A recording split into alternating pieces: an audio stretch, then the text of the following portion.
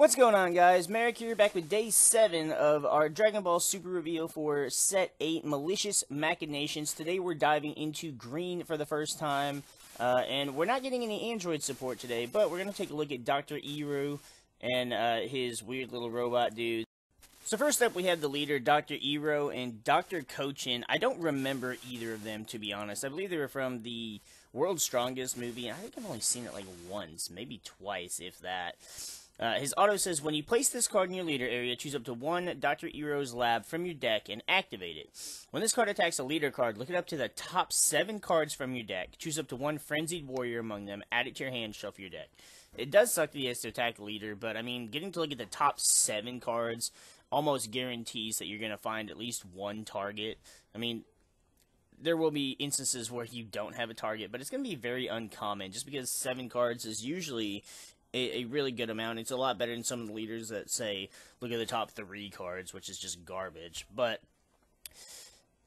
his Awaken says, when you have 4 or more energy, or your life is at 3 or less. So you have 2 different ways that you can awaken with this leader, which is something new we haven't seen yet. He says, you may choose 2 of your energy, switch into active mode, and flip this card over. On the Awaken side, we have Dr. Eero, the evil scientist. His auto says, when this card attacks, draw 1 card. His first activate main says, once per turn, choose 1 card in your hand, place it in your drop area, choose up to 1 keyword skill on one of your opponent's battle cards, and negate its skill for the duration of the turn. So, he gets a free negate every turn. That's kind of cool. His other activate main says, if a Dr. Eero's lab in your battle area has 17 or more cards under it, you win the game. So, it's a new Beerus. He's a big, new, dumb Beerus for green. I don't really know that makes it better or worse. Because blue has a lot of ramp, blue has a lot of energy manipulation. Green doesn't have either, but we do know that green in this set is also blue-green, so you could splash in some of that blue ramp, I guess. But we'll have to see what the lab does before we can make a really informed decision about how much better than the original Beerus this win the game condition could actually be. Then, speaking of Dr. Eero's lab, it's a 6-cost field card. Obviously, it comes into play when you play the leader, so you don't have to pay that 6 energy cost.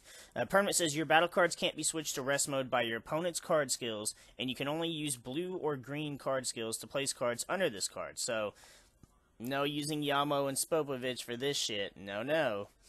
This permanent also says this card can't be removed from a battle area by your opponent's card skills. So, you know, I saw people speculating before about this card's win condition, and how everybody was just like, oh, we could just play Tactical Victory Vegeta, and just put him into play and blow it up. No, this literally the permanent says he doesn't give a shit about Vegeta. So, his activate main says, for 2 energy, choose one of your opponent's battle cards with energy cost of 4 or less, and place it under this card. What the fuck?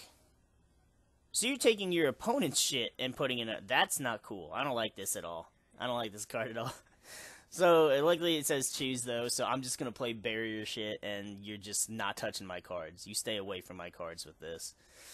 So this just eats any card 4 or less, and when there's 17 cards under it, you win the game. But there has to be more cards that put cards underneath this card than just the card itself, because at that rate, you're going to take, like, what, 17 turns to do it, just to win? Like, that's not happening. So, there's got to be something else that adds cards underneath this card. Then we have our first blue-green card. It's Madness Wand, Dr. Cochin. He's a 2-cost blue-green, 5,000 power blocker with Revive, which is the new skill that came out in this set. It says, when this card is KO'd, place this card and negate this skill for the duration of the turn. Play this card. And basically, you combo blue-green, and he comes right back for no cost.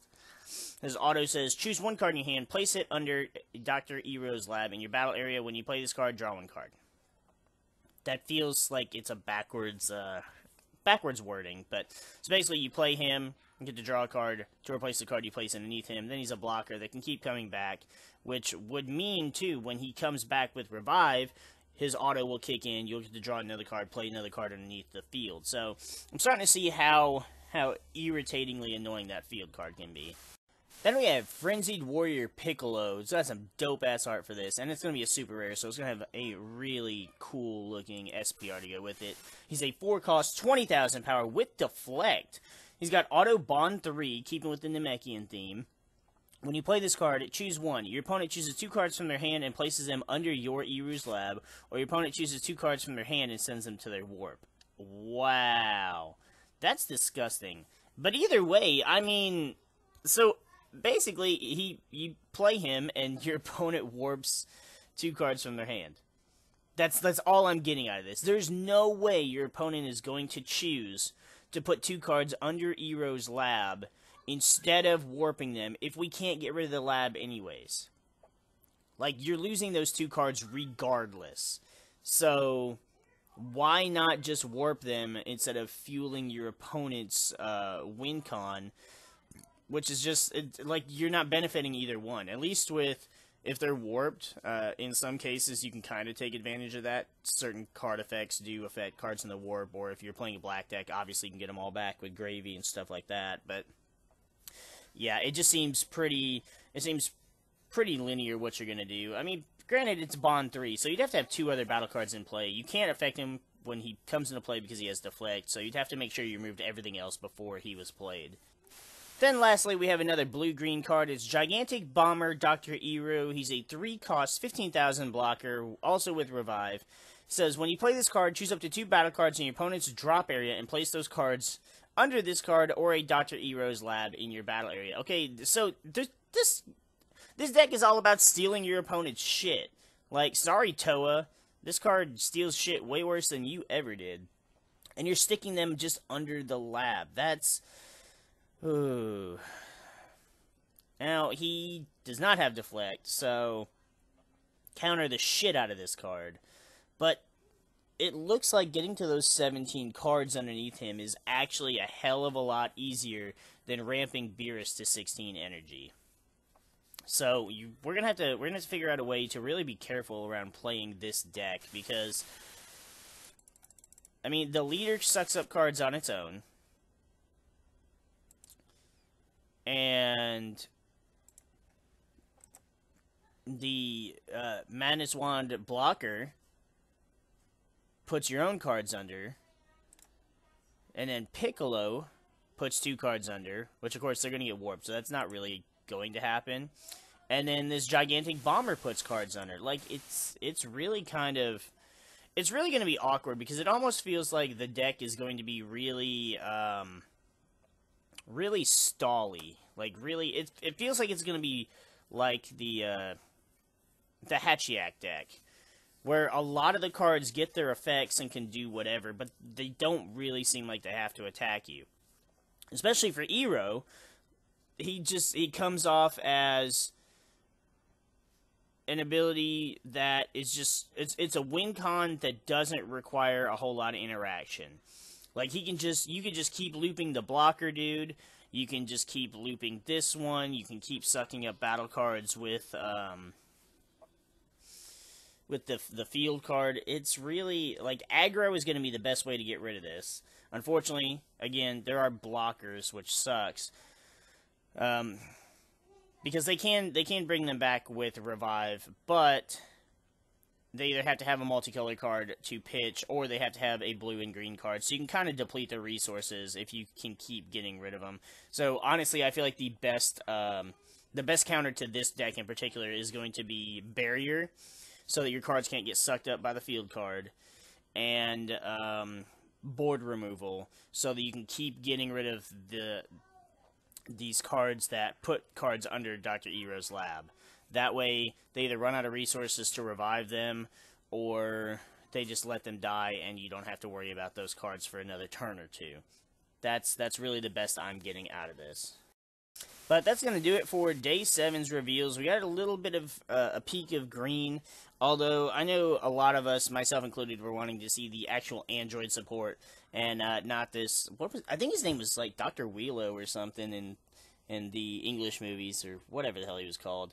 But it's a interesting archetype with a really unique mechanic, but I don't like it. I feel like I feel like it's going to be another stally mechanic. It's going to be another stall deck. Like, someone mentioned to me yesterday in the comments, they felt like the Hatchiac stuff was going to be like another Frieza Prison type deck. And this kind of has a similar feel. Like, it just feels like it doesn't require any interaction with your opponent, and you don't have to really do anything. You can just sit there and, you know, stall, defend, and keep playing the cards. They're going to put cards underneath him, or underneath the field card, rather, so I don't know. We'll have to see what the rest of the cards do before we can really decide how toxic it's going to be for the state of the game. But let me know in the comments below what you guys think of this new leader and the new archetype, and whether or not you think it's going to cause any problems or actually be able to have a chance in the current meta. I still think aggroing the shit out of it and having a lot of board removal will be able to kind of tame it, but we'll have to wait and see what the rest of the support is. Let me know in the comments below if we missed anything, or if there's anything else you can think of to make this deck better or worse. I'd love to hear your guys' thoughts. With that, though, we're going to go ahead and get the frig out of here, and we'll see you guys in the next video.